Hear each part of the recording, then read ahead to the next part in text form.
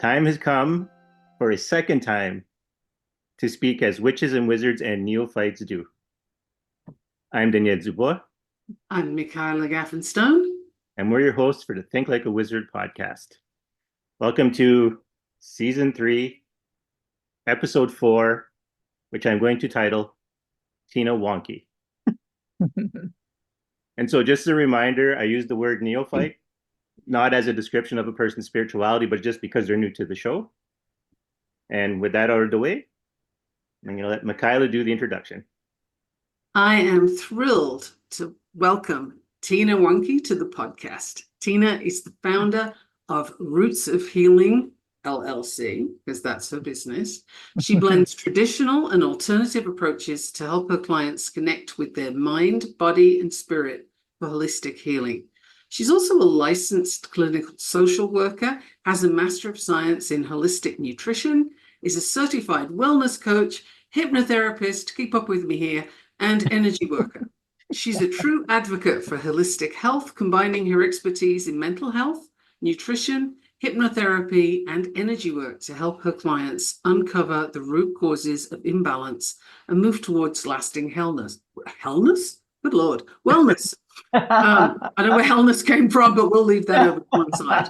Yeah. One of Tina's specialties is using tuning forks for biofield tuning, a practice that uses sound frequencies to clear energy blockages and restore balance. Her work helps people release stored emotions, which is a very good thing, align their energy, which is an even better thing, and tap into a deeper sense of well-being. We are so excited to dive into this unique conversation today and learn more about how sound can transform lives and all the other good things that Tina's going to bring to this podcast today. And I have no idea where hellness came from, but that might show up again later. It's kind of cool. Never know. I don't know. I think I'm going to add that to my lexicon somewhere. We have a day of hellness. All right. Yeah. One of us might be in for an interesting day. That's why that came up. Well, I've already had an interesting day. Tina's had an interesting day, so I think we're on for some hellness. Yeah. Anyway. My husband always makes up words. Yeah. That to the point. Go ahead. To the point where I have to think if it's a real word or not that I'm using. I'm so used to him making up his own words all the time. So it's fun. That is actually fun. And my eldest son is a linguist, and he says language is always evolving. And the whole point of language is to make new words because you have new meanings for them. So you got to take what exists and make something new with it. So you would think a linguist might be a bit of a purist and want the language to be intact. And he says, no, that's not how it works. You have to go with the flow. It changes. So new words, sure, let's do it. We just have hellness now. Yep, there we go. It'll be a word to use. That's true. I want to remind listeners that we actually mentioned Tina on the show before. Yes. So that made her one of the reasons why I wanted to bring her on, not just because of that, like the sound work, the clearing of energy was all good stuff that I wanted to bring in. But it's just the fact that I think anyone we mention on this show, we should bring them on as guests. And I think Tina's a good start. Well, thank you for inviting me. I was excited to come on, and because you guys always have interesting podcasts, things to learn all the time. So I was like, yeah, I'll be on this one. I like what they do. I like listening to what they have to say. So thank you so much for inviting me. Hey, thanks for the endorsement. I'm glad you're here. Yeah. Between us, I think we cover a lot of the sciences as well as the more, I don't really like the term woo, but okay, we can use that for now. You know, the more Yeah. spiritual end as well. We both Yeah. do that whole continuum thing. Mhm. We'll start with the sciences over here, and then let's go into the unseen, the energy side of Yeah. things. Yes. In fact, we first discovered each other when we both did a presentation together, like one after the other. And I did human design, Oh, and you did tuning uh-huh. forks, if you remember. Yes. And then we were both Yes, like, you did. that's Yeah. interesting. What are you doing? Yes. Definitely can complement each other, that's for sure. And we may Yeah. have to come up with a word for woo, like the Yes. woo instead. So I'd I like to will change offer up. woo. I think it's derogatory. Well, let me offer this one up since I've already Okay. coined this term at one point. Okay. Non-Hawkins physics.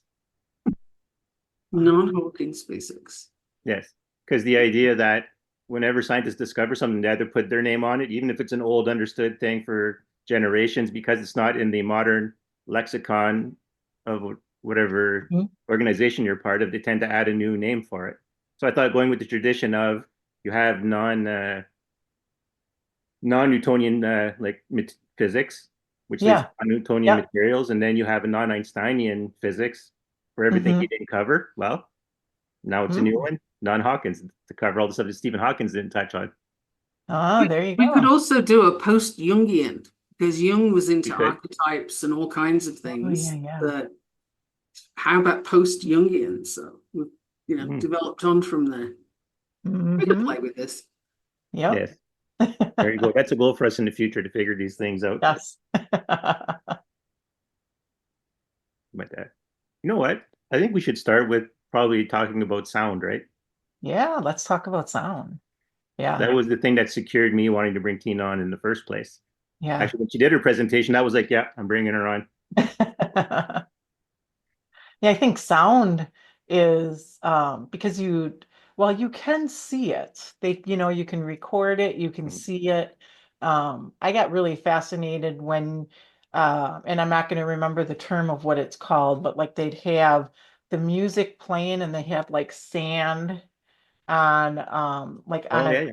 where it changes shapes and Yep, you'll I've see the seen that. shape of the sound Mm. and the shape will change depending on the sound and everything. And I was just so fascinated by that because I'm just like, it's literally making a shape. It's not like it's just, a willy-nilly kind of form, Right. but it's actually forming, like a snowflake. And I thought it was just so interesting to see that. And it's just like, how does that happen? So I think and feel like there's so much mystery behind sound, but it's so powerful, like music wise, just listening to tones can make such a difference for us, calm us or get us energized. And when I started looking at the tuning forks and seeing what it could do, then I was just like, oh, this is pretty cool. This is pretty cool, seeing these things come together. Yeah, it's funny because sound and the use of sound goes back into spiritual practices like forever. I Yeah. can't think of a tradition that doesn't use sound. And yeah, Yeah. just alone, like even if you take out like the post-Jungian aspects, Mhm. we'll try it out, see what it sounds like. Like you still see it, right? Like there's power in music, there's power in just using sound. Like even I'll Yeah. share as like kind of a dumb story, but a friend of mine had a really booming voice one time, and he kind of we were playing a game, and just he got kind of he wanted to throw me off my game, so he just kind of reached over the table and yelled, and my heart stopped for a second just Oh, from the booming of his voice. So it was like, wow. Wow. so yeah, there's a lot of power in sound, and it can do a lot for you, right?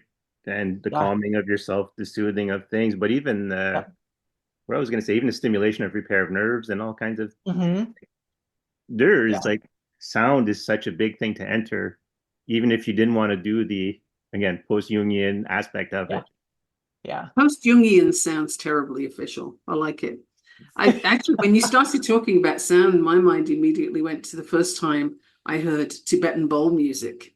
Oh. And of all things, I was working in the Tropical Diseases Hospital in London, Mhm. and this guy came in as a patient, and he was somebody who did a lot of Tibetan bowl music, and it Mhm. actually got this is going to date me seriously, but he got an album out of Tibetan bowl music. Oh, okay. What the heck is that?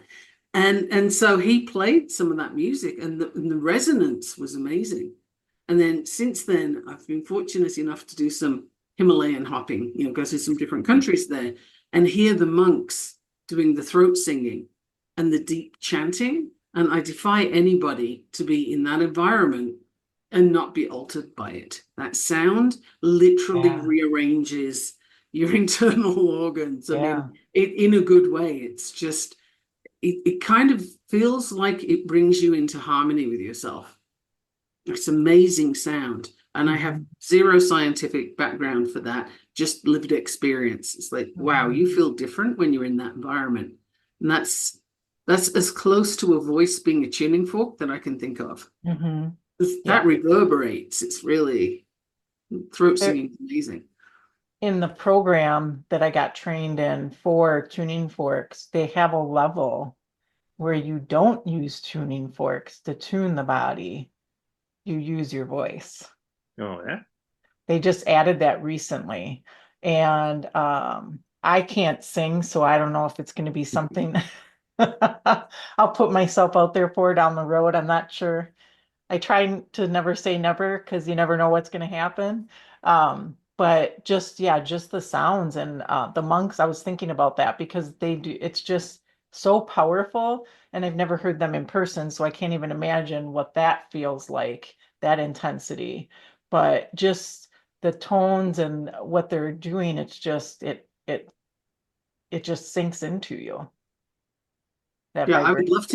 I'd love to see what the sound does with that kind of voice, with that singing, because in the room in a monastery where they're doing the singing, the big chamber kind of thing, the sound is reverberating off the walls as well, and it's just, you got layers and layers going on. It's incredible. And it's just the voices. There's no amplification that's artificial or anything. It's just them in meditation doing the chanting, and it's really impressive stuff.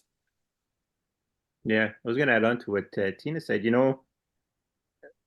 As I word it like this, right? My one human teacher, she did some sound work with her voice, but her too, she was like, I can't sing, but we're going to do this, right? And I've actually been reflecting on this for the last month about it, because I was going to learn to play the recorder. But then I thought, like, I'm not really going to start playing music on a recorder. But I was always, sound has enthralled me for it, for what it's capable of for a long time. And I was going to say, talking about the monks singing, right? Even if you can't sing well individually, you can still harmonize. So, and you can still make the simple noises, right? Singing involves a certain amount of vocal agility, but you don't need it to necessarily do spiritual work unless you're specifically singing to bring about an emotional response. But otherwise, you can still make the sounds with your throat, and you can still, make that effect come out. Yes, very true. Very true. I was going to say, don't let that limit you.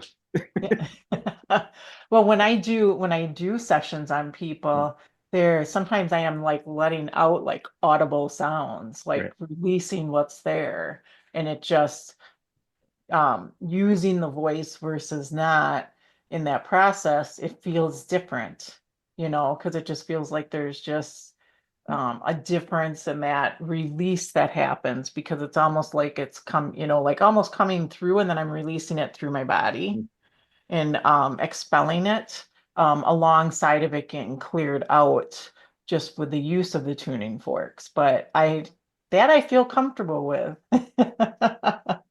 and doing that. So thinking about it, just the sounds that we have, the voice, just when we talk too, and we're talking about something and the release that can happen and how our voice changes. We go to different, we go higher or lower, talk louder, talk softer, all has an impact. I think sometimes we get stuck with a narrow definition of something, and singing is one of those things. We have a very, typically you have a view of what singing is going to be, and it's something you'd hear over the radio or, whatever, Sirius XM or something. But, you're going to expect a certain type of sound. But singing really is just using your voice in a way that produces sound other than talking. That's a definition Yeah. that came out of the top of my head, but it seems good because our voices don't have to fit into a certain category, really. So I would say you're probably brilliant at singing, just not the stuff that you hear in the top 40 countdown. I like that idea. Yeah. Hmm. And I'll Well, say this. I think it's a different perspective, right? And it opens Oh, up that you can use your voice. You can do that and feel confident that you're doing it right. Because if you can use your voice to release what's going on for somebody else, that's freaking epic. That's way better than having an auto tune and, producing some pop sound that, somebody pays millions of dollars to get played on the radio. Not that I'm pointing to anybody. yeah. You know what I'm saying? Yeah. But Tina, on what you said there, like about making the noise to release, the one technique I was taught actually how to get rid of when you're being bothered by spirits is to actually match the frequency and use your voice, and the sound you make Ah, actually ends up repelling. And I had used it. I've said it before, I think, on this podcast, and I've said it on the podcast I was interviewed on. That's what ended up kind of bringing my relationship with my trickster teacher to an end, is I learned that technique. So now it was like I had now the mindset, but I also had a technique to sever its connection from me. And it was by matching sound, like basically. So it's, yeah. So I was going to say is that when you're feeling those sounds come out, you're probably actually having a spiritual reaction, and it's just, and you're manifesting as a sound, and the sound is helping release whatever's happening to your client. So yeah. That makes sense because it does feel like there's it does feel like in that sense when you say spiritual, like a spiritual, like there's like a release, and then I don't know exactly how to explain how it feels, but there is a different feel than just saying something, saying words. It feels different. I don't know exactly how to describe it, but I think using this, spiritual sense of it would make sense. I'd just like to point out, because I think you might not have noticed it yourself, but in your background, you have a sign that says, be a voice, not an echo. Yes. It's kind of appropriate, no? Yes. yes, Yes. Yes. Yeah. And I mean, being a voice and being able to, help people in that way is very powerful.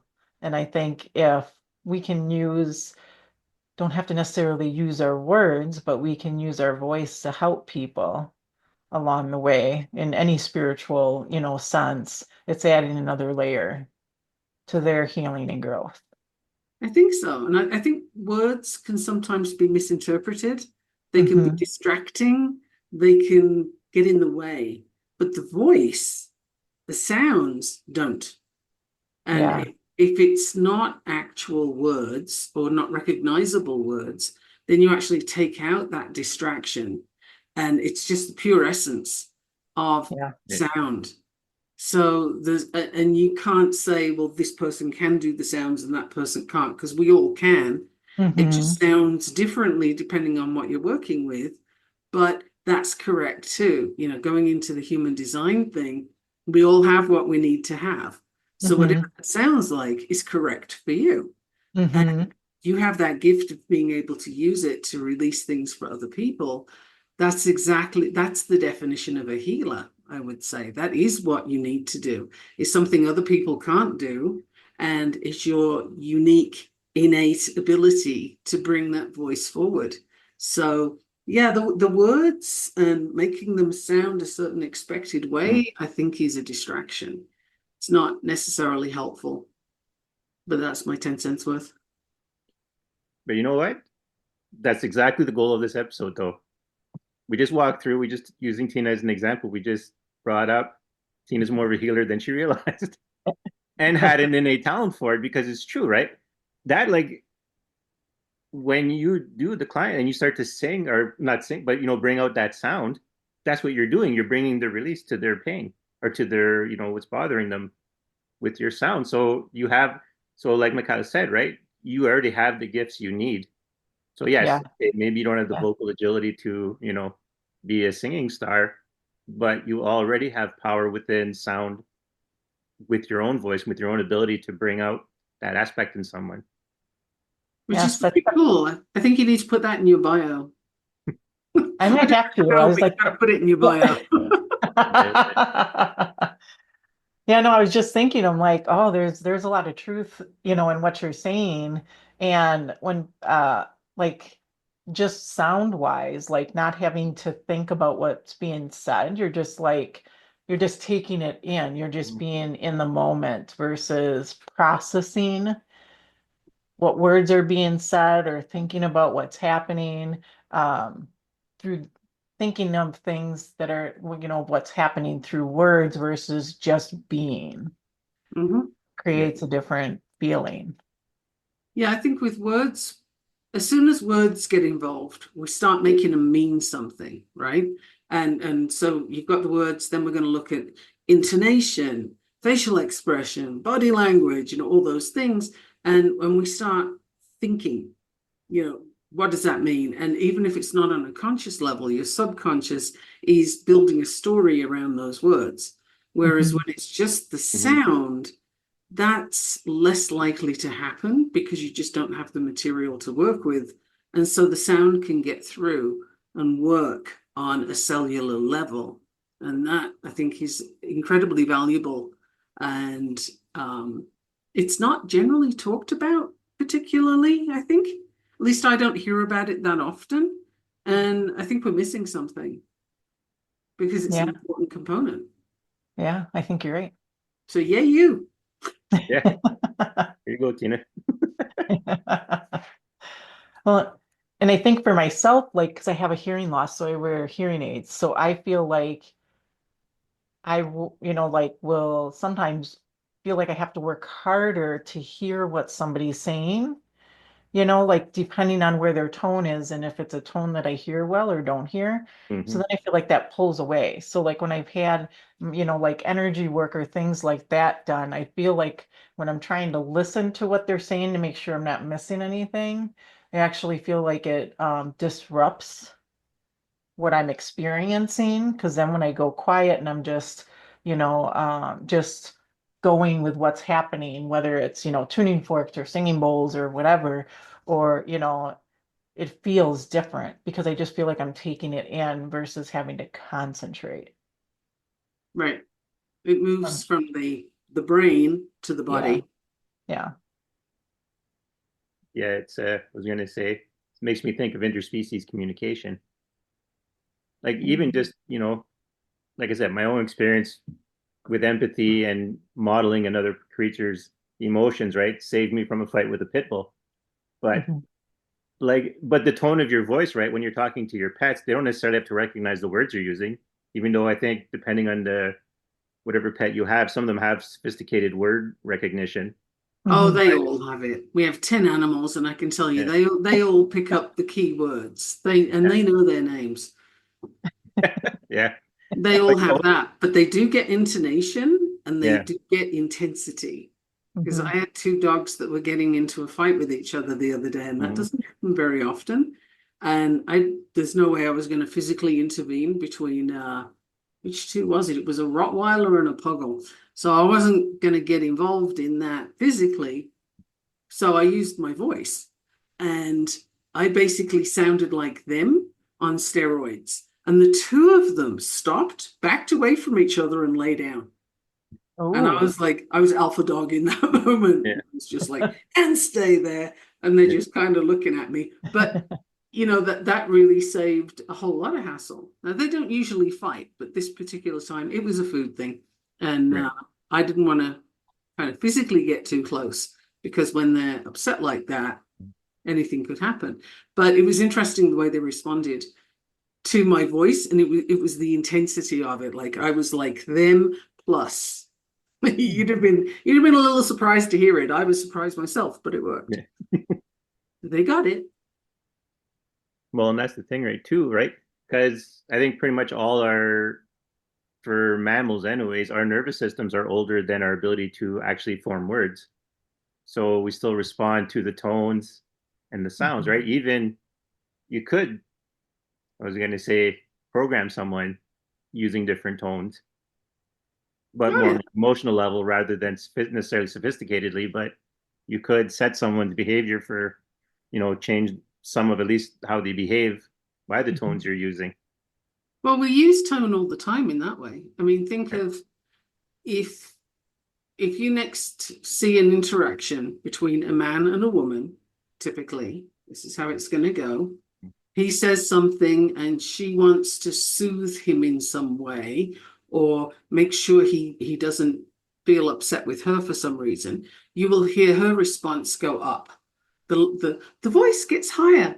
It's kind of, it's like a squeaky little, hey, don't be upset with me. And that happens all the time. If you listen to Japanese people, women automatically speak at a much higher pitch, not necessarily because they're female and therefore higher pitch. It is a soothing sort of, hey, don't be mad at me kind of voice. And Yes. and that tone is used anytime you want to soothe the person opposite you, your voice goes higher. If you haven't noticed that yet, watch the interactions between the people around you and you'll pick that up. It's it happens all the time. I think also in thinking about tones and that and going to mental health, like people with like PTSD who have heard just loud noises or have been abused. So like like a noise, I'm thinking military because my husband's in the retired military, but like certain noises that sounded similar to what he would hear would trigger that response, that fight or flight response.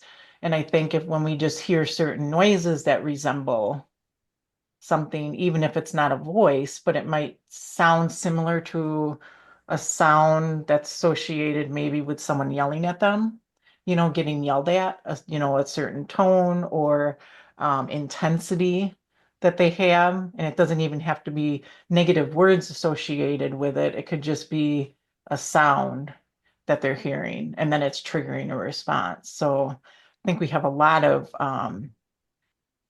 responses within us that are just associated with sound and how things like soothing mother's voice, you know, Yes. um, in the womb, you recognize the voice, the sound, of your mom or your dad just from hearing it. And if you think of classical conditioning, think of Pavlov and the dogs, that was ringing a bell. Yep. Was a big part of the deal before he did the meat powder thing. Meat powder, but anyway, it was meat powder. And but the dogs responded, and finally he'd only have to ring the bell and they'd start to salivate. My question to that would be, when the bell rang, did he also start looking to get the dog's food? Like, did it work on him as well? Yeah, that's a good Probably. question. There was a discussion Probably, about that. right? There's a discussion And about that. I'll bet when he heard a bell ring, it made him think of dogs, Yeah. right? Yeah. Feeding dogs. So it was working on him too, but everybody focused on the dog salivating, looking for food. But sound was the key in that. Without the bell ringing, the rest didn't happen.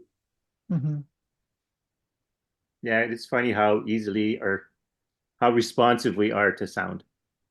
But even like, now that you wear hearing aids, your body still responds to sound. Even me, like all of a sudden I look outside my living room window and I'll feel my neighbor's cars starting, not just hearing it, Oh, but yeah. actually let the vibrations like so I get the full sensory impact of it. Yeah. And I think sound too, for people with sensory issues, sound is often one of the things that's very, there are very defined parameters with what's okay and what isn't. For example, whining voices. I am one of those people that cannot hear a whining voice without having a fairly visceral reaction. It's just, Same here. I can, yeah, whining voices I cannot do. And one of my dogs, just one of them, hits this pitch that just about sends every nerve ending I have screaming. And it's literally, it's a sensory thing, but it's like fingernails down a chalkboard, and there's another sensory thing, right? You're not feeling the fingernails down the chalkboard, but you just felt the sound, didn't you? Right. Right? Yeah. It's one of those things where your teeth start to hurt. I mean, Yep. we are definitely attuned to the effect of sounds, and just as stuff like that can really send a person into a bad mood, or really upset them. And I work with kids with autism, so they can't always articulate what the problem is, but you can certainly see, oh yeah, that particular sound is Mm. problematic. In fact, I came across it wasn't a client of mine, but I came across somebody else's, where this kid could pick up when Pandora was being used in stores to play music. And Okay. Pandora would send this kid into a meltdown because the sensory thing was just off. And it was physically painful for this kiddo to hear music played over Pandora. But other systems didn't do that. So there's a different frequency there. Really interesting stuff. I mean, I didn't know that until I knew that, but now I got it. So it's interesting where those sound frequencies come into play and we don't even think about it. It can Well, do and I harm think, as well as good.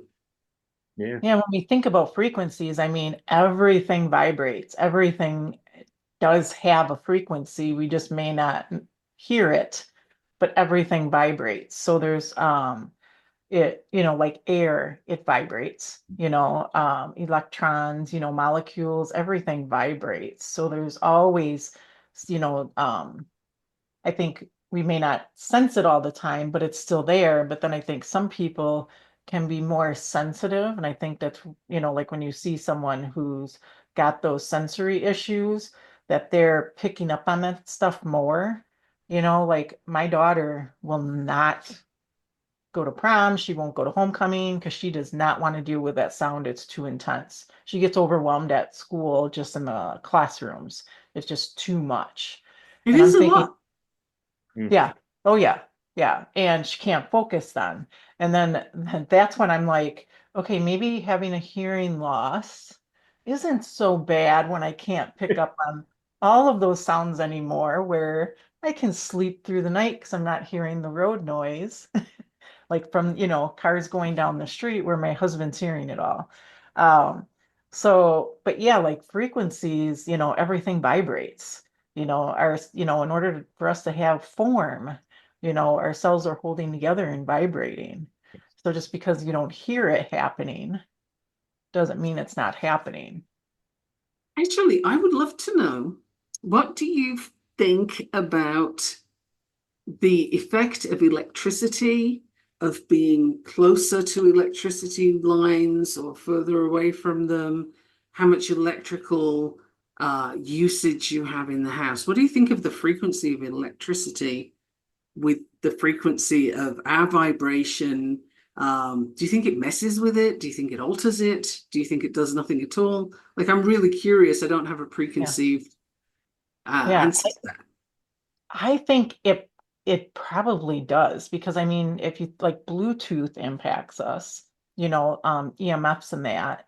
So I would think the electricity, I mean, I don't know of any studies or anything like that, but I think it would be interesting to be able to test it and see. I don't know, because I would naturally think it has some kind of impact on us. You would think so, because I mean, if you go anywhere near an electric pylon, for example, I mean, you can Yeah, hear, you can feel the thing buzzing, right? Like, there's a yeah. lot of output coming from that. Yeah. So, how much are we getting from our screens, for example? And I Hmm. wonder, because some people sleep with TVs in the bedroom, for instance, Hmm. and Hmm. I'll bet there's a whole lot of interference coming from that. I mean, just Yeah, thinking it through logically, it would seem to be, right? Because they're yeah, not going to unplug it at night, so it's still going to be right. putting input. I wonder what the effect of that is on people's well-being and where it would affect them. And thinking of human design, you have an aura, right, which Yeah. is an electromagnetic field. We've seen it on scientific studies. Hmm. It's a legit thing. That is a frequency. That is an electrical output from us. Yeah. So I wonder what electricity in the environment does to that, how it interacts with it. Well, and have you guys seen the video? Boy, oh boy, I don't know how long ago this was. And did some testing. Oh boy, I wish I could remember the details of, when you could get a phone and you could actually plug your headphones into it Right. Uh-huh. and it was wired Mhm. versus Bluetooth. There was a major difference with having Bluetooth and the disruption that was caused because of the how the blue I don't know exactly how Bluetooth technology works and everything, Right. in detail, but they were showing a huge difference where this one kid said he was going to stick with wired headphones, which can't do it anymore because almost every phone made now you have to have Bluetooth. My hearing aids are Bluetooth, and I'm like, um, what is that doing to my brain? Always having this here during the day, Mhm. around the ears, and that signal being emitted. And I'm just like, man, and they don't make hearing aids without Bluetooth anymore. So not really an option. Um, but I would That think electricity or any kind of Bluetooth signal, all of that. I mean, they're showing with Bluetooth that it's disrupting the brain. I don't know remember if it was brain waves or something. I can't remember, but there was a huge difference between the two. Huge difference. that is interesting. I Yeah. haven't heard of that, but I'm not surprised, and I'd Yeah. love to know further what the effect on somebody with autism would be. But funny Yep. you should mention that because I just found some wired earplugs and they're Huh. weeping angels from Doctor Who. And I Mhm. have an Android phone and you can still plug in Oh, you the can? wired. Okay. Yeah, I have an Android Oh, phone, so it's not one of okay. those fancy Yeah. iPhone things. But yeah, I'm totally going to stick to that. I don't actually get on well with the Bluetooth earbuds. They don't seem to work well for me. Okay. They keep switching off and God knows what. It might be user error, but I'm taking it as a sign that the plugged in ones are good for me. Yeah. Mhm. Yeah. I'll share an anecdote about it. Um, so where I am during the winter, you're guaranteed 2 power outages usually a year. And Okay. I was at my uncle's place and we were watching a hockey game and the power went out. So it was just me, him, and my aunt. We were just sitting there because they had like a gas stove thing, and it would still work even when there's no power going. So we were sitting there. It was warm, but it was like it was nice and dark because dark at 4:30 in the winter, right? So and we were sitting there, and I was like, they were all kind of fidgety because they were waiting for the power to come on, but I was just like, oh, so relaxed. Everything was just like, I was like almost merged with the seat I was in from just how relaxed I was. And then the power came back on. And then I could just feel everything just tighten up like a ripple effect. Just all the muscles start to just tense. And I'm just like, I just needed another hour of this, of the quiet. And that would have been good. Yeah, that is interesting. I would love to see some studies on what it's like to live in a place that's maybe off grid. Maybe that Mm. would be useful. I mean, off grid doesn't necessarily mean you don't have electricity, but it would be different even still, and you would use the electricity less, because what you have is limited. Um, I've often thought of doing off grid living. I rather like the idea, but Well, I I don't would know say, how right? how good that would be. Yeah. But I would say, right, when you have your own electric system, it's not the same. There's no high tension power. There's no massive amount of voltage and wattages going across power lines to travel the distance. You've got a short distance to cover. Your circuits are small. You don't need a whole lot of power, Hmm. and you can turn it off. Hmm.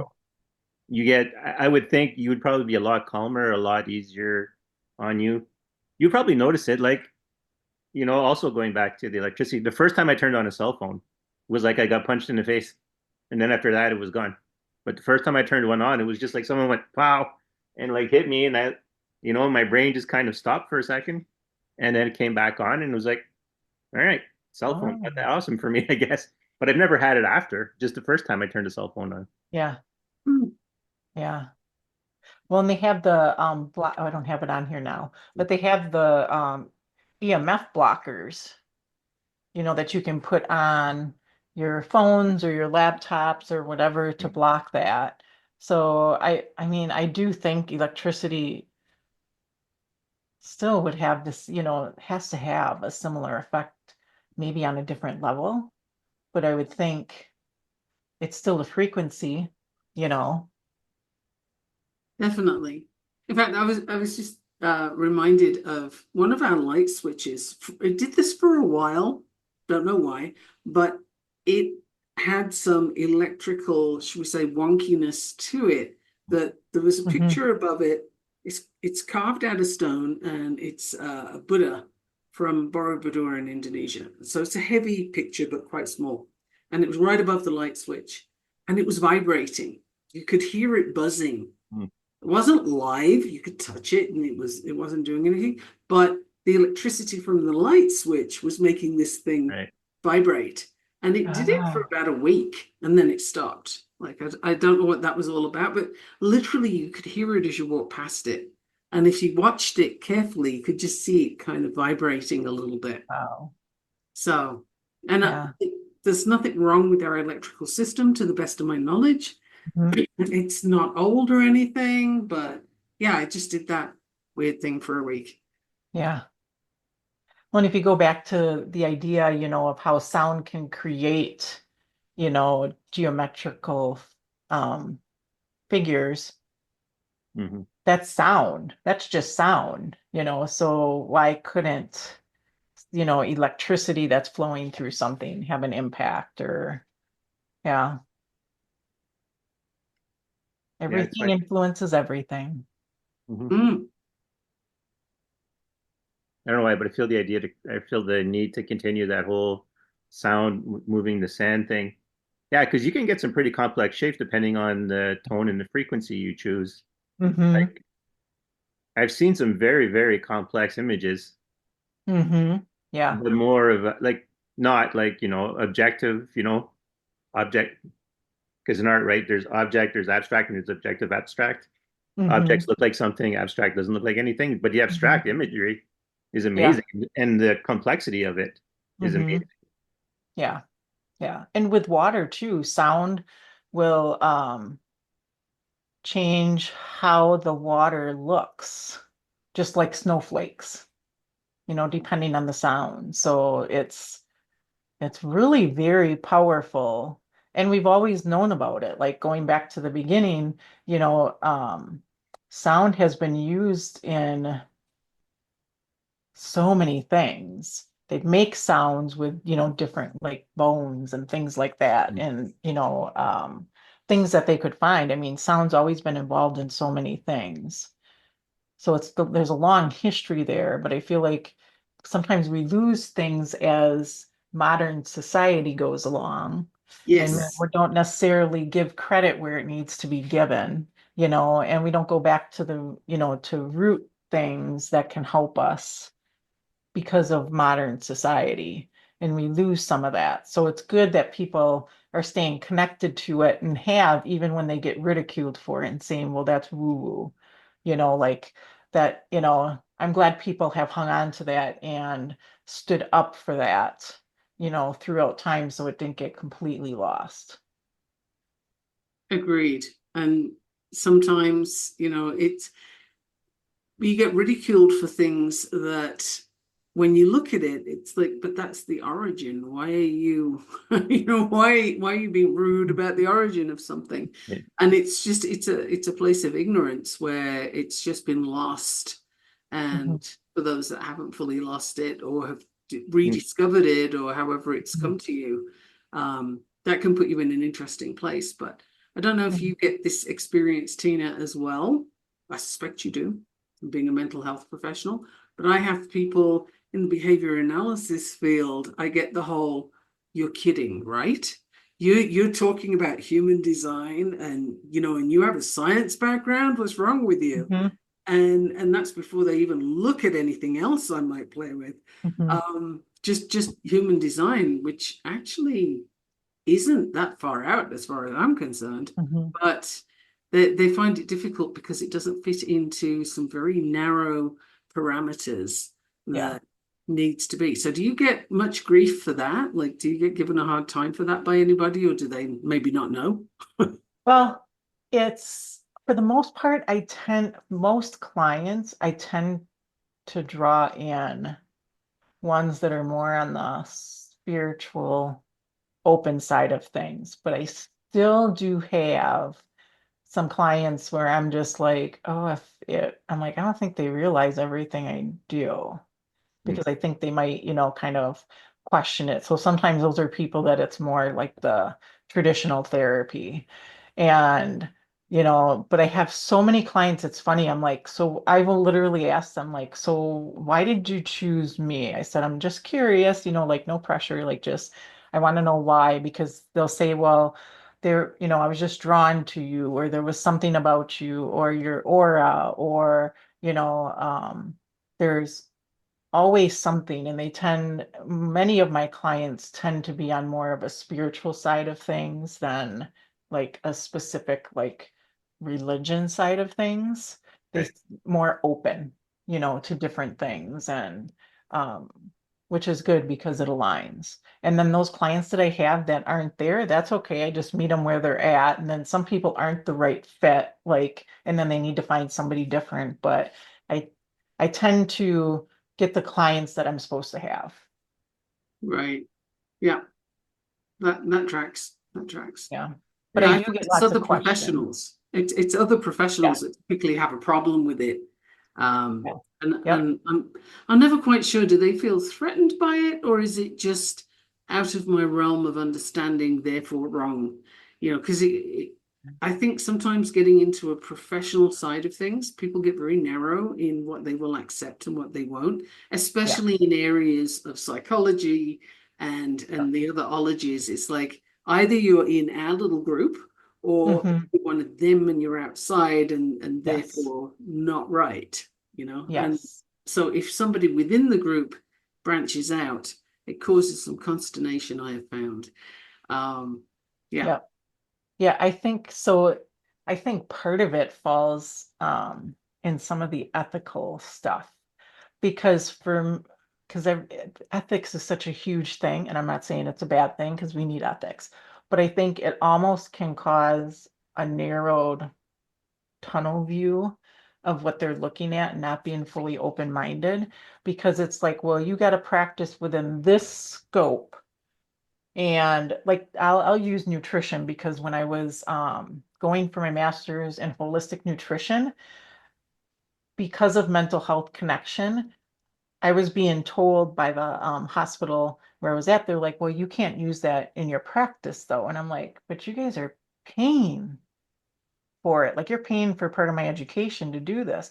Well, yeah, but you can't use it. It's not in your scope of practice. They said, it is, because my code says if you need to get a specialty in a certain area, get the education that you need so you can best support your clients. But people get in such a tunnel vision.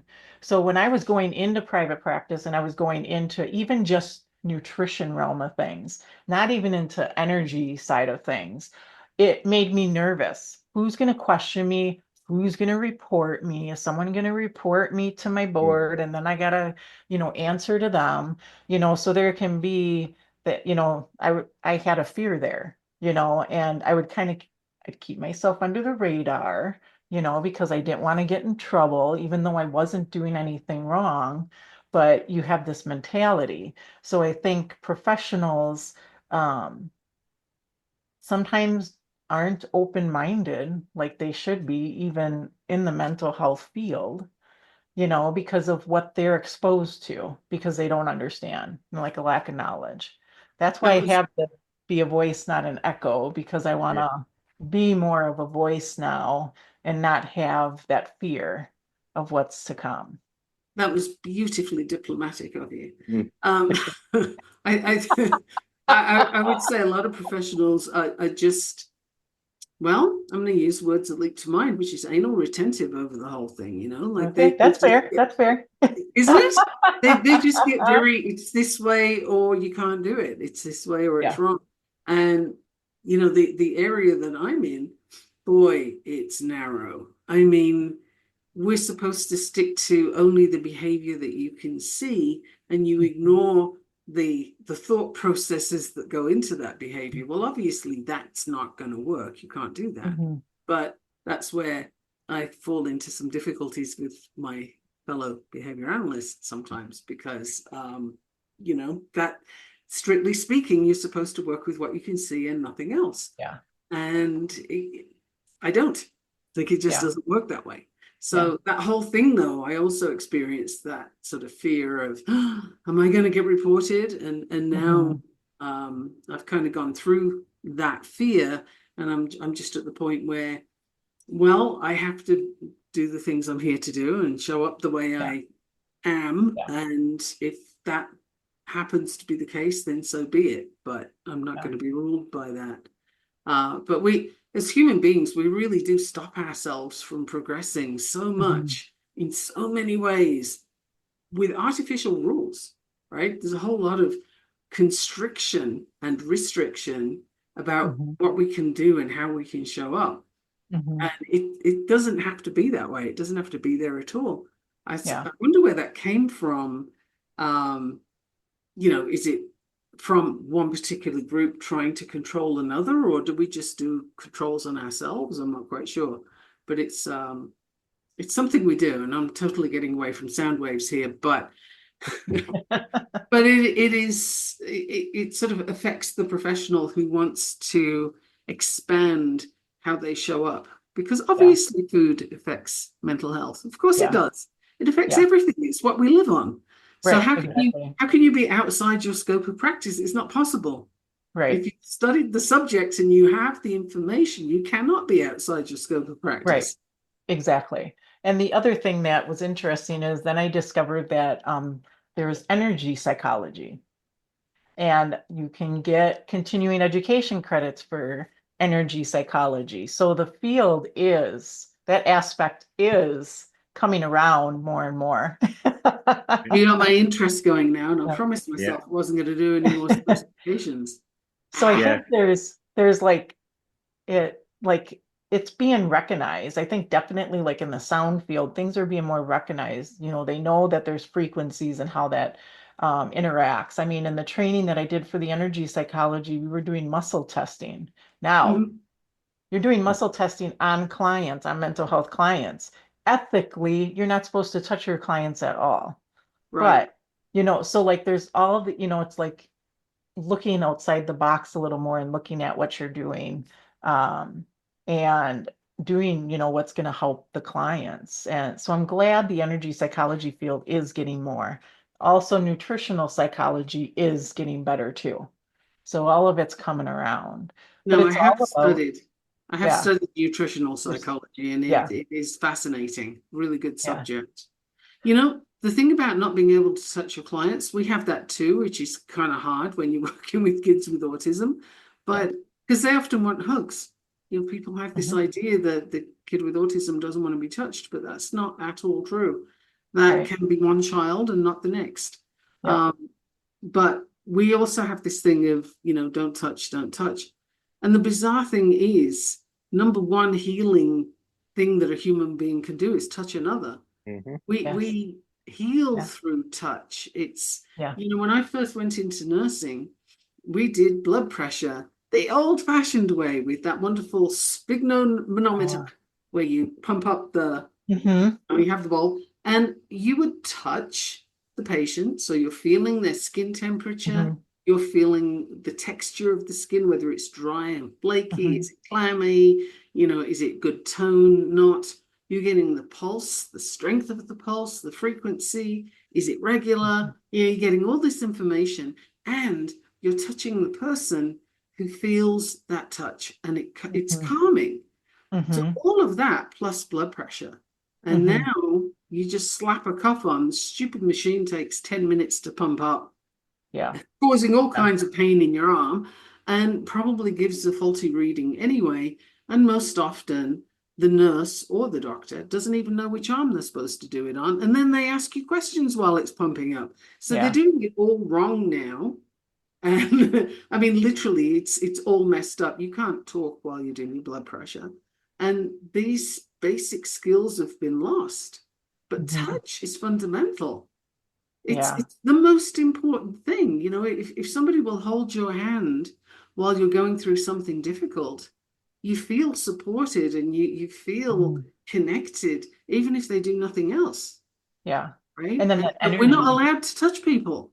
Yeah. Yep. Mhm. And it's that energy, that connection, that happens, the frequency between, well, not even touching somebody, you can, some people can, not everybody can sense, like a frequency happening, like that connection, that electrical connection, and again, no sound is being heard, but there's still a connection that's happening. Right.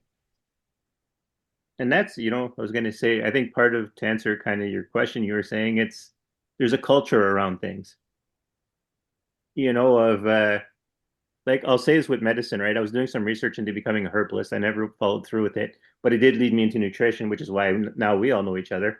Hmm. But one of the big things was once people discovered the active ingredient in the herbs and the medicines they were using, it was like, okay, if you use more than just the active ingredient, you're a barbarian. And it became Hmm. culturally in medicine not allowable, not because you could, not because it was no good, not because doctors weren't doing it for a long time, but it Hmm. became barbaric. And so it was like, oh, you're one of those primitive people. You know how science works. It's not that you were wrong or bad. It was just now you're unsophisticated. And so it became like a cultural thing to, I'm better because I use the pill with the active ingredient and not the rest of the Yep. plant or whatever it is you're using. It's a sort Hmm. of fashion thing that we do, you know? Like, think of clothing. Once upon a time, your clothing would be made at home. Mom Hmm. would make it, grandma would make it. It would be homemade clothing, and that was fine until you started being able to buy it from stores. And then suddenly it's like, oh, well, if you have to wear stuff that's made at home, then that's no good. Yeah. You've made it when you can buy it from the store. And now we're reversing back to homemade is better, which it would be, because the stuff that you can buy is pretty poor quality by and large, even the designer stuff. But how we perceive things is often, well, if it's natural, if it's just uncomplicated, then it can't be that good. Let's Hmm. make it complicated and then it's good. And we see Hmm. that in every area of life, right?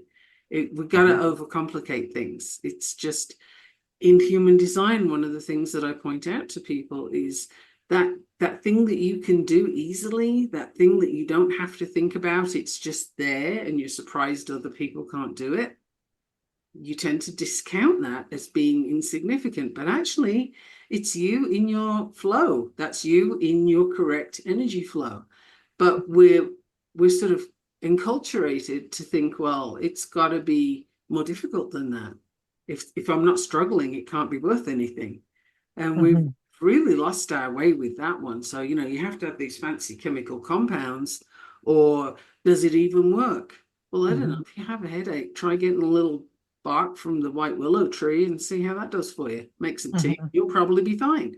But, it's the active ingredients are there, but now it has to be all chemical facsimiles, and same Yeah. things happen to our food, right? Hmm. You're going to buy a carrot? What's wrong with you?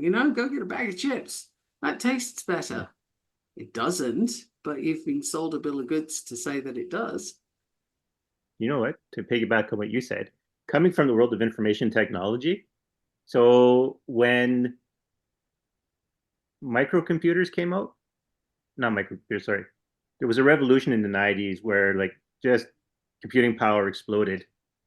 And that's Hmm. actually one of the moments where medicine took a bad turn because it was now the computers could actually do chemical formulas in a reasonable period of time.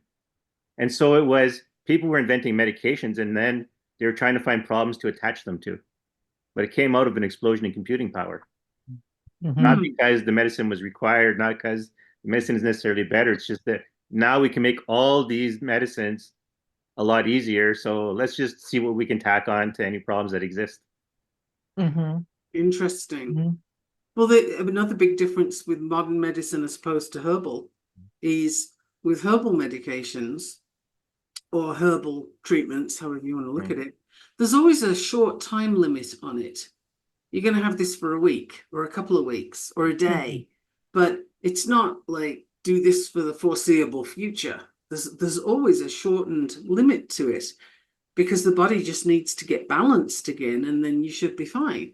And that's how herbal things work. But when you get into the chemical compounds, oh no, we've got you now. You're going to be on this for the next however many years. Look at that current very popular weight loss drug that people inject themselves with. That's a lifetime thing. And meanwhile, they're doing untold damage to their bodies, which absolutely freaks me out. You're losing muscle mass, and this is the bare minimum that happens. There's gastroparesis, where, okay, you're not hungry because nothing's moving. On what planet is that a good idea? But that's what people are accepting now, because we've come so far from this is a natural way of things. This is how it looks. This is what we do. To here's your quick fix that's going to take a lifetime. Here's your quick fix that's going to put your body in such a state that you need other things to counterbalance that. And some of the medications that are being advertised these days, they are as a result of side effects of other medications. Because I saw something being advertised for restless leg syndrome the other day. I'm like, well, I remember when I started nursing centuries ago, that was a side effect to a medication. It wasn't a thing in and of itself, unless you had magnesium deficiency, which is easily resolved by taking magnesium, right? Or a magnesium spray. So you don't need this fancy dancy medication to deal with restless leg. You just need to change the medication, come off it, or use a magnesium spray. But we don't do that anymore. We add onto things. We don't take away. And that's we've gone completely the wrong way, I think, from the herbal medicine, where it's literally drink this tea 3 times a day for 2 days and you'll be good. Couple of weeks is pushing it, really. You don't usually take things for much longer than that. So, but boy, we've lost our way. I don't know what either of you think about that, but that's my little soapbox. So, Tina, I got a question. So for the listeners at home, when did your spiritual side start to come out? And like me and Michaela have already shared, I was just a wee little kid. Kyla was in high school. When did it start for you? So there was a lot of denial in a sense from not understanding and thinking that, oh, like intuitively, like things are oh, that's just in my head. Like that's not real. There's no way, so I would say, oh boy, because I've had a lot of things that have happened. Um, and it was probably like I would safely say the last few years is when I really started to own it and realize that, oh, okay, like this is like some of these things are real, and wanting to explore a different side of things. So like when I really realized that like some of the intuitive stuff that was coming to me was real is actually when my friends, one of my high school friends, her dad passed away, and he passed away in 2020, November 2020. And there was things that were coming to me, and I'm like, okay, I'm just making this up in my head. Like that's not really him. Right. And so I pushed it aside, happened a number of times. I have things that I get strong sense, and I'm just like, so there's a couple different things. Like there's the intuition around, unfortunately, people dying. I've Right. had that happen a few times. And then, which is it's kind of scary when I started to realize like that really, like that thought that I had was really true. Like I had it with my cousin. I just saw him, hadn't seen, like only see him maybe once a year if that. And I just saw him at a family reunion and I'm like, oh, he's not good. Something's not right. And I just got this weird feeling. And literally, I think it was the next month, he unexpectedly died. And Right. I had that happen a few times. And I'm like, oh, this is like crazy. But I still kind of discounted it. Like, I'm like, you know, coincidence, whatever. But then with my friend whose dad died, this is when I really realized that, oh, I got to start trusting this stuff, like, and start believing in myself more. It's because I got a vision of him coming through and telling me I needed to tell her something, you know, that things were going to be okay. And so I'm like, I don't know, like, is it in my head? And then I was getting some energy work done on myself. And the person said, she says, what is it going to hurt to just say something to her and just see what she says? And I'm like, oh, the worst she'll say is, Tina, you're crazy, whatever, you know? And Yeah. so I sent her a message. I said, I don't know if you believe in afterlife stuff. And I told her, and she sent me a picture. She was holding her hand on her heart. You could see she was teary-eyed. And she was, I just asked my dad to send me a sign that things were going to be okay. And I had that sign for her. And then I went, oh my God, all these years I've been getting these messages and I haven't been doing anything with it. And then I was like, oh, then I felt bad because I was just like, if I'm getting these messages, if these things are happening, I should be sharing them. So I try to be more upfront with those things when they do come and trusting that. So I feel like it's been more recent that I'm believing in these things and that I should just trust it. And that's a whole process of then exploring, like, what does spirituality look like for me and what does it entail, you know, versus I grew up going to a Lutheran school, you know, first through eighth grade, you know, and how does it look different, you know, for me now? And so I'm in the whole process of really exploring that more and more and just being okay with that, not feeling like I'm going to be judged, you know, Right. because spirituality in any sense has been there forever. It's like all these other modernization comes, or there's this, you need to fit into this box belief. This is, you know, this is the right way. And when you, what I feel is like, I feel like there's a freedom that comes from setting, you know, like kind of sinking into, okay, this is part of who I am and that's okay. There's going to be people who may not like it, you know, that might not agree with it, but that's okay, because it feels right for me. So I'm looking forward to how things will evolve for me in the spiritual sense and what's to come. Very So So I got cool. to, yeah, I go think ahead. people will often try and put you in a box because it makes them more comfortable. yep. Right? Hmm. They need others to be in a box so that they don't feel challenged in the Hmm. space they're in. But I'm Hmm. going to give you one word for your path that's going to cover it for you, I would say, and that is trust.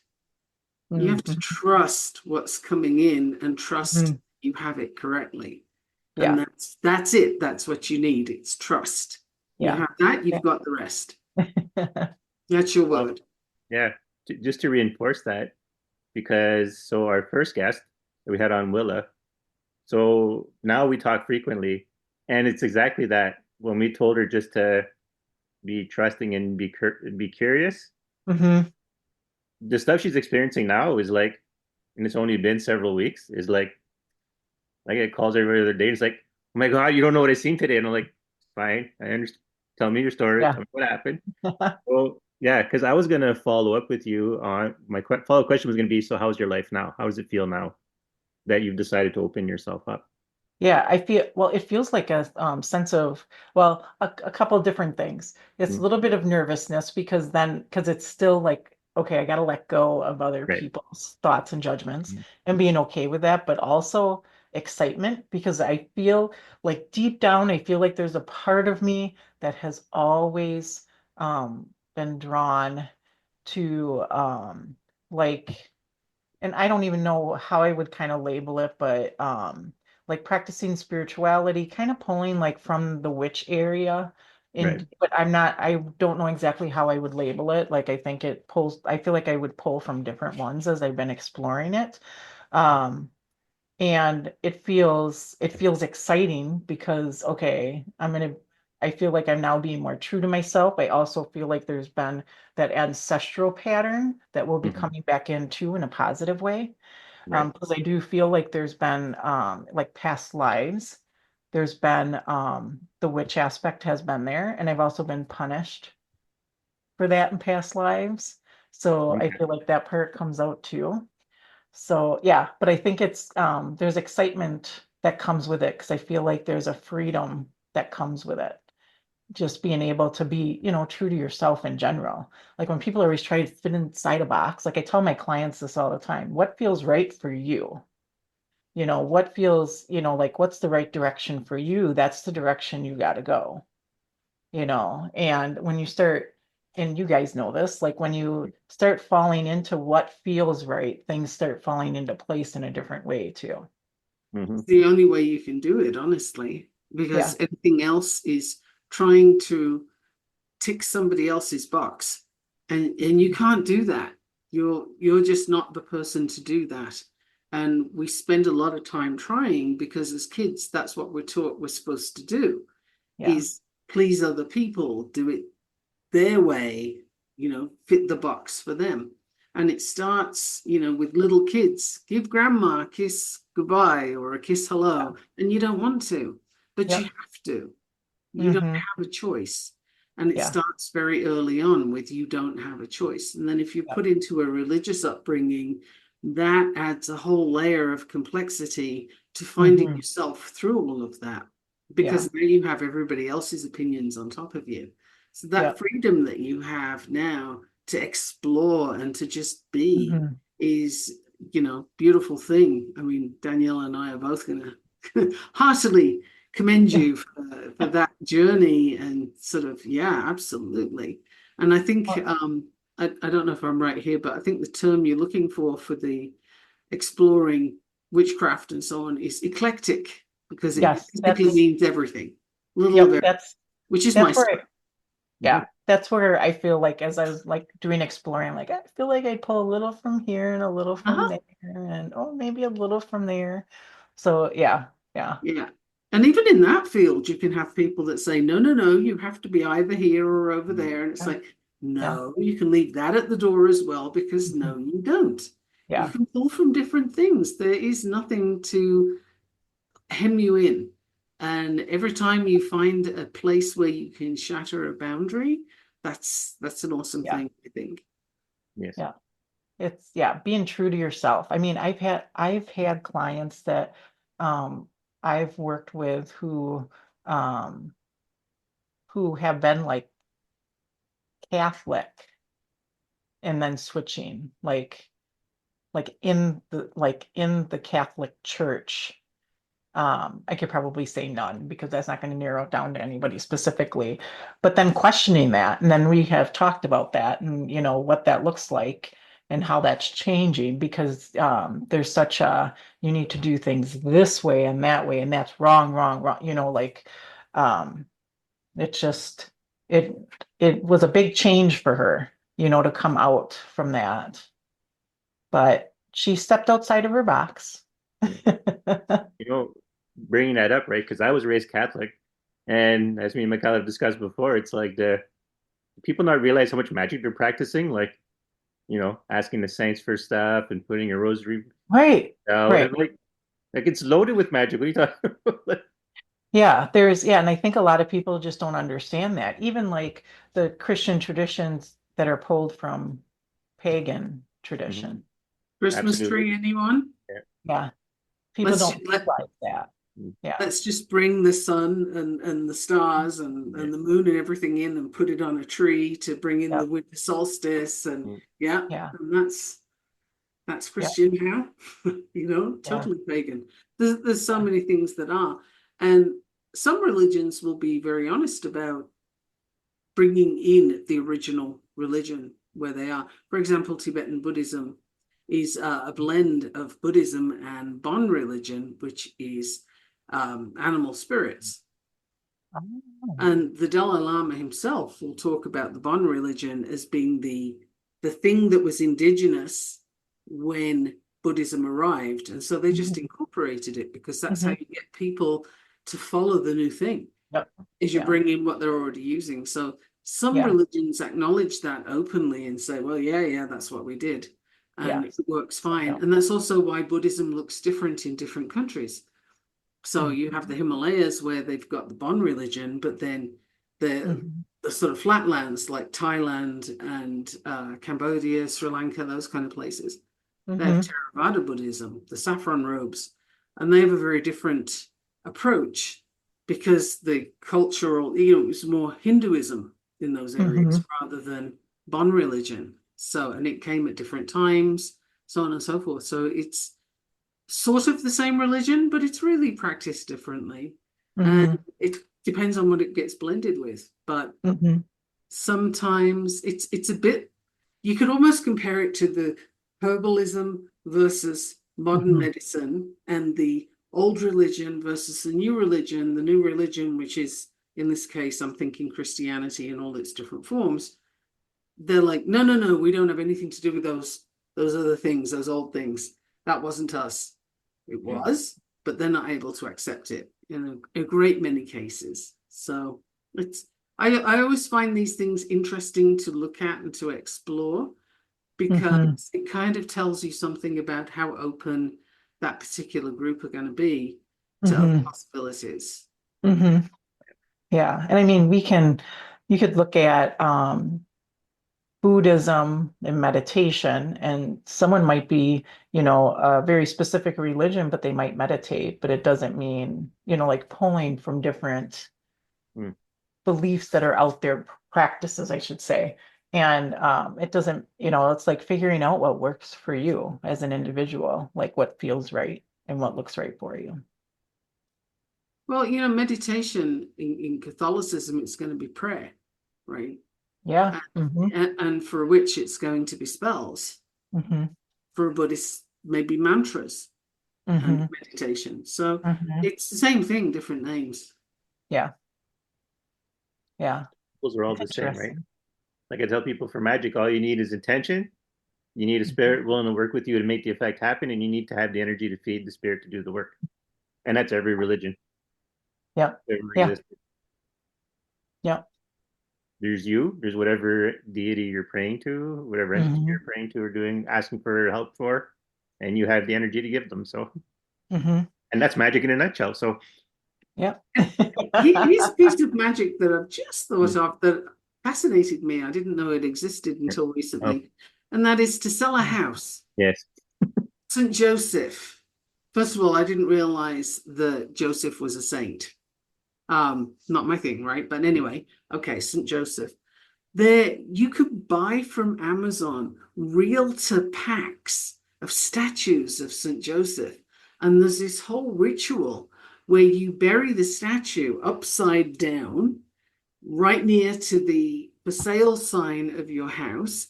And then there's a prayer that you say every day in order to bring the buyer that is going to be the best one for the house Hmm. and to bring that person to a sale conclusion.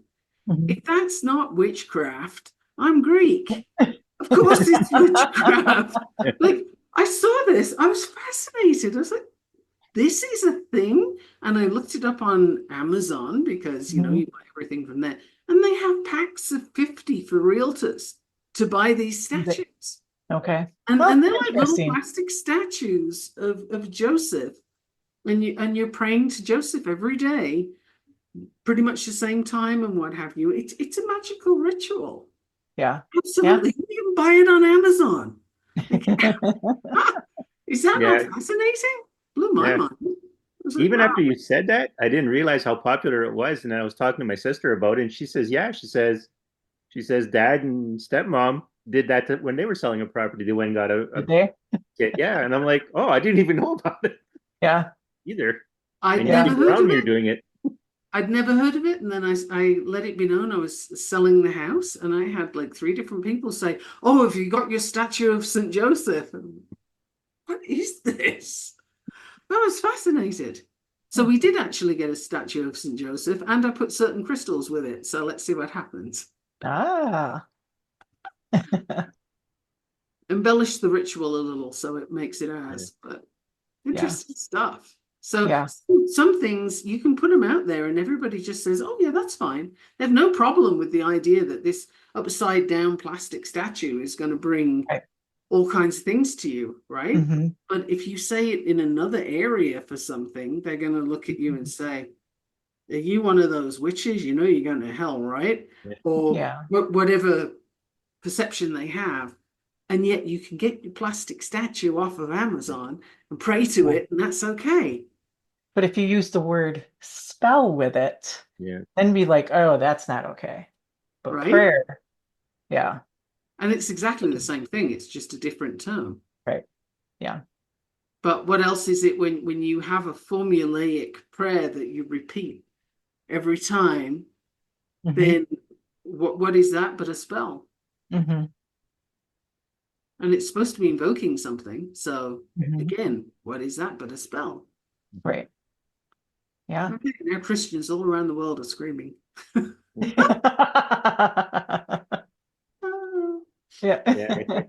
I think of my relatives that are passed now, like, so like my grandmother, my great grandmother, my great aunt, even my aunts, and every time there's an event, to put the rosary on the door and pray for, a clear day that day when there's an outside event. And I'm like, Mhm. if I had told them, well, you're casting a spell, so welcome, you're all witches, Yep. they would have not been too pleased with that. But Oh, it's like, but you are. no. Yeah, it's, I was going to say, just to add to it, add to the humor of it, like, so on top of, Saint Joseph, there's Saint Christopher if you're traveling, and if you lose something, there's Saint Anthony. And I don't recommend this for everyone, because you get what you how does it go? You get what you pay for. So when I lose something, I always go, "Hey Tony, I gotta find this thing." I do like a full on Italian thing. And I go, "Tony, you gotta help me find this thing here. I lost it." And so it still works. But the thing is, like, I had lost because here we don't have mailboxes in the house. We have to go to the post office to get the mail. I don't know, here, this thing, anyways. So I had lost my key in the winter, but it was under the ledge of the door when you step on. And I would stop at the door every time. And I'm like, I can't find it. And I would go on and go, hey, Tony, you're not helping me find my key, right? And I went like that for a few months. And then one day I just said, you know what, screw it. I cleared a bunch of snow and I looked underneath and there it was. It's It just a was there. small key, right? But it's like, you can do it, but you don't get the same result depending on the respect you show when you do. Yeah.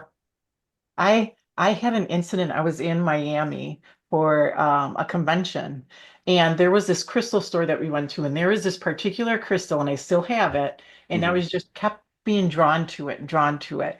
And I'm like, I think I gotta go get that crystal. And like literally, I woke up in the middle of the night thinking about it and waking up in the morning thinking about it. And I was just like, I need to get this crystal. Well, what happened is that day, a friend and I were gonna go to a nail salon before the convention. And so the other people in our group, they went straight to the convention, and then we took a Uber to the shop. And when we get out and we get inside the shop, I realized I don't have my phone. Right. It fell in the Uber vehicle.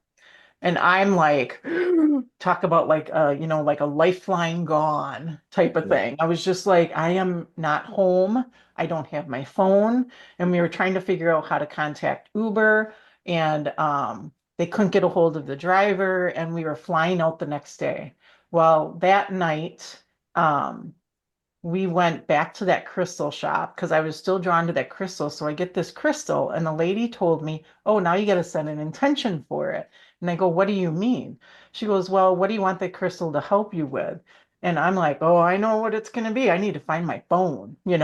So I literally set an intention that I'm going to find my phone. But the words that came out, it was so interesting. It was like, um, I'm going to find my phone. And then the next thing that came out was right before you leave. It like just came, it was like right before you leave. And I'm just like, I need to find my phone. And I'm like, but it was a weird sense that I got with it. So I was like, huh, that's interesting. So literally, we are at the airport in Fort Lauderdale. And my friend gets a call on her phone, and it's the driver. And he says, I have your phone. And he drove up to Fort Lauderdale, And literally, I got right to the TSA line, like right where you were entering. And I'm like, I lost my phone in an Uber. I told the security person there, I said, I lost my phone in an Uber, but it was a super, super long line. And I said, but he's here upstairs. Can I run up and get my phone? And he goes, yep, just come back to me and I'll let you back in where you were at. Because if I would have had to go to the back of the line, I would have missed my flight because it was the day all of the cruise ships came in. And so I got my phone right before I was leaving. And whenever I get that feeling now, because it was a different type of feeling, I'm like, okay, you better trust that, when it comes through. And so I have that crystal, and whenever I'm traveling or I need to look for something, I'm using that crystal. That is awesome. What kind of crystal is it? It's an aura crystal, an Oh, aura, yeah, a blue aura. Yeah, it's quite pretty. oh, Yeah, yeah. I have a house full of crystals. yeah. It's a thing. Yep, same here. Never, yeah, I've been admiring yours actually. I'm like, oh, that looks like agate, and I see a fluorite there, and yeah. Mhm. I got quite a few. Yeah, so I guess me and Michaela did the same thing. Me, the minute you said crystals, I looked behind you. I'm like, oh yeah. Yeah. I've been looking from the beginning because I am a very big fan of crystals. So I'm like, what have we got here? Yeah. But it's funny because even with I don't work with crystals very often, but like I said, the first time I really worked with crystals, I had like a mind-blowing experience, and I kind of still Mhm. don't work with them. But yeah, like I Mhm. said before, like I got the crystal, and I kind of went into the crystal's inner world. And and then kind of when it was time to do something else, I was able to read the teacher's mind after that. So like for the rest of the class, I was like reading her mind, but it was like, and she was aware of it because she's like, yeah, I know. She says, I can feel you in my head. Basically, I can feel you knowing what I'm Oh. saying. It's like, Mhm. yeah, it Yeah. was weird because I went into the inner world of the crystal, and it Hmm. was weird. Like it that one's a hard one to explain because it's just like I was holding the crystal, and the teacher said, play with the crystal for a bit, just let Yeah. whatever happen happen. So it was kind of like I kind of got lost in it. Hmm. Kind of brought me into its inner world, and so I visited it for a bit, and then when we were done, it was like, okay, now I know every time she'd say something, I already knew the thing she was going to say because I was already ahead of her. Wow. I already had that connection to her, Hmm. so it was interesting. So yeah, so like to me, Yeah. even though I don't use them very often, I recommend anybody who asks me, yes, for the love of God, if you want to use crystals, go do it. Go for it. Yeah. It's funny, but in our household, my husband is actually I'm going to call him a crystal whisperer. Like he really knows crystals, just, and I don't know that he ever expected to particularly. I got into them and then he would just pick one up and he's like, oh, and then he just kind of knew what to do with them. And Yeah. he actually sells them now. Um, Oh, yeah, really? he selects them and sells them, and I'm not allowed to swipe any. But which is very tough for me. So I'm practicing the art of admiring and letting go, and not putting anything on them or Yeah. anything. But no, he's really good with crystals. Does So he, so like I can feel the frequencies yeah, and like he will. and some people, like I have a friend who can just put her hand above them. Like she has to stay out of crystal stores. So like she goes in, she can get very overwhelmed because she really gets the frequencies off of them.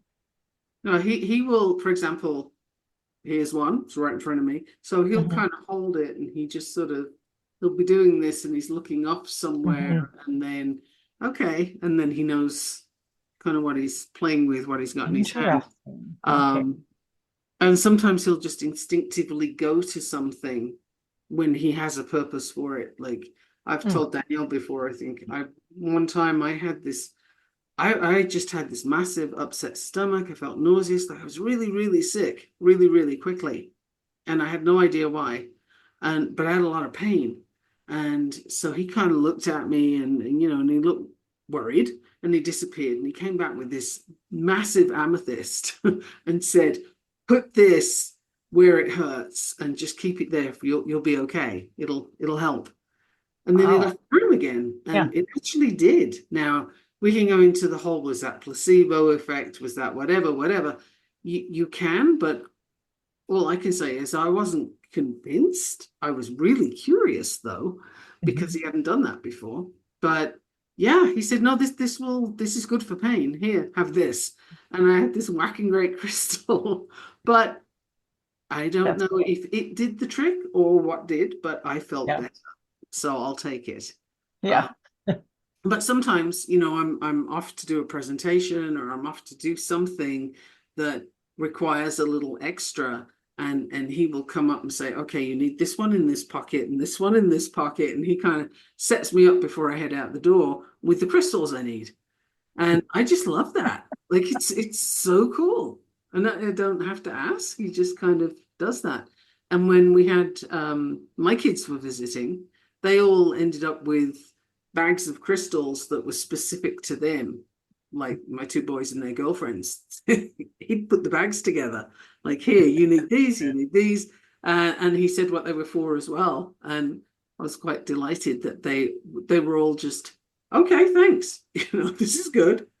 Yeah. So there you go. He's all about crystals. That's cool. Isn't it? It's fun. I wasn't Hmm. expecting that. Hmm. Yeah, I Focus. didn't know about the bag stuff. I didn't know I didn't know he made bags for people. Yeah. No, he will make them specific for the person, and I leave him with it. Like it's all Yeah. his intuitive selections and so on, and he comes up with some I look at and I'm like, I don't think I've seen one of those before. What is that? So I'm a bit of an amateur in the field of crystals compared to him, for sure. Mhm. He's just naturally good with them, like picks them out It well. sounds like it. Like you So said, the whisperer, crystal yeah, whisperer. the crystal whisperer. I think he should put that in his book bios. Yeah.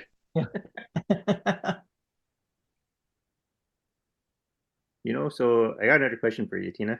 Okay. So this one is, I don't know if this is the right way of wording it, but what's next? Oh, what's next? Oh boy, man. Oh, You didn't what's even get a next? heads up on that, did you? I just got the question. The producers of the show do what they want to do, and just as Michaela might be already be aware of, right? The producer of this episode is the Mama Dragon. In case I hadn't said it. What's next? Yeah, What is next? Wow. Well, I feel like I have definitely learned in life that life is always an adventure, and you never know what's going to be coming down that path, that journey, that adventure. So I always feel like it's always open, like to learning, to experiencing, um, to being curious. Like I right. think if people would be more curious in life Absolutely. and want to understand instead of being like, nope, not hearing it, not listening to it, being closed-minded. I really think if people would be more curious about things and want to know more, to understand, I think our world could be in such a different place than it is because there's just too much closed-mindedness that is happening. Because, I mean, and think about it, like it's exciting to be curious, Yes. and to learn. And you may still not agree, like it still might not line up with you, but you may have learned something. So then you're more educated, more knowledgeable in that area. And maybe down the road, it might be something that might be of interest, or not. But I think being curious can lead to so many good things that we can bring to our lives and to other people's lives. Because the more curious we are, the more we learn, then the more we can help other people. And that puts them in a better place, which then that ripple effect, it just keeps happening, it spreads out. So one person's positive energy can influence the next person and the next person and the next person. So if like going back to what's next, I feel Mhm. like it's everybody being curious. Curiosity is my rave Hmm. fave thing. Hmm. I think I mention it at every opportunity I get. But one of the things with curiosity is you cannot be curious and judgmental at the same time. Mm-hmm. It's impossible. They're incompatible Yeah. behaviors. And by the way, humming and thinking are incompatible. Try it. Oh, you want to know what that Favorite. is? Okay, so a little different. I have this little, it's called the vitality ball, but it's like a little like a vibrational, like I would use it on the back of my head and my neck. And I was using it the other day and it was funny because I could not think. So I'm thinking like humming Right. and the vibration that was going through. Like I just can't think clearly right now. So I had to literally stop and then I could actually focus. So I don't know if that's similar to humming, but I found it quite interesting because I made a mistake when I was like trying to, like multitask Mhm. and trying to get some stuff done, and I made a mistake, and I was like, darn it. And then I'm just like, I think it's the ball. I don't know why, but I'm like, maybe it's the ball. So I took it away, and then I could focus again. Yeah, but just try that. I'm Anyone gonna have to listening, try the try humming. that. Humming and thinking at the same time, and I'm going to tell you, you can't do it. Huh. Mm-hmm. Isn't that fun? Going back to the sound. Gonna have to try it out now. Uh-huh. So in behavior analysis, one of the things you look for is incompatible behaviors when you want to help somebody stop doing a thing. So if you want them to not bite their nails, then having your hands in your pockets is Right. one way. You can't bite your nails and have your hands in the pockets. Or if you're Yeah. chewing gum, you're less likely to chew your fingernails. So there's Hmm. different things you can do that are incompatible behaviors. And that is, it's not necessarily from behavior analysis, but in that vein, Hmm. humming and thinking at the same time, they're incompatible, which is very cool. I think it's So if fascinating. some, so if someone wants to, like, if they're stuck in a thought, Yep. they could hum and it might pull them out. Or if they're in that loop of what if, what if, what if, or, Hmm. if the brain's really busy and chattering, humming can actually bring that down because you can't do the two Yeah. things. Oh, a new tool in my toolbox for helping Woo! my clients. Yeah. Yay. Oddly enough, I'm getting the sign to wrap it up. All right. Yeah, that's all I'm getting. Okay. So everybody can go But and And hum it's now and see time. what they come up with. yeah, but I want to say, well, first of all, right, thanks Tina for coming on. That's obviously because this has been a great conversation, Oh, agree. all Yeah. kinds of new things, and Yes. I learned some stuff I didn't know about you for sure. And what was I going to say? Oh yeah, I mean, you might as well do the typical stuff, right? Where can people reach you outside of this podcast? Oh, yeah. So I guess the easiest way would be just to go to my website, which is rootsofhealing.com. I almost was going to give my email address instead. I had to think and stop myself because it's slightly different. So, yeah, rootsofhealing.com. And then people can contact me through there. There's a form that they can reach out in that way. Well, there you go, nice and simple. Yep, I'll I make it simple. recommend you do.